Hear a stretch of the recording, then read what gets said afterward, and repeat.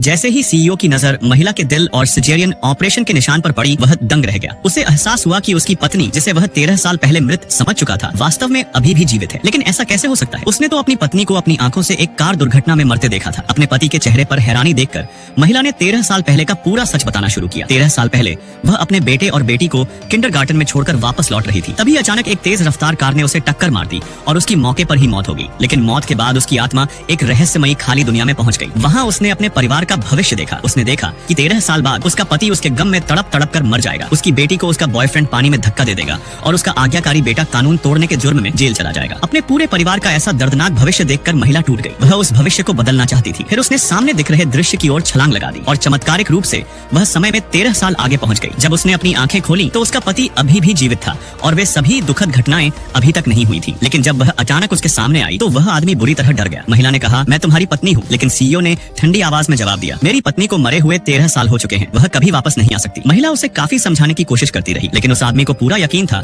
कि इसने plastic surgery करवाकर उसकी पत्नी जैसा चेहरा बना लिया है और अब वह उसके करीब आने की कोशिश कर रही है। उसने तुरंत नौकर को उसे बाहर निकालने का हुक्म दिया। थोड़ी देर बाद सीईओ की मां का फोन आया। उन्होंने पूछा, तुम जिस लड़की से मिलने गए थे उससे मिलकर कैसा लगा? सीईओ ने सोचा कि जिस महिला से वह अभी मिला था वही उसकी ब्लाइंड डेट, बिना देखे तय की गई मुलाकात थी। उसने जवाब दिया, मैंने उसे वापस भेज दिया है। माँ चाहती थी कि उनका बेटा अपनी पागल पत्नी की यादों से बाहर निकले। उन्होंने सख्त हिदायत देते हुए कहा, आज रात उस लड़की से फ्रेंच रेस्टोरेंट में मिलो। सीईओ को हाँ कहना पड़ा।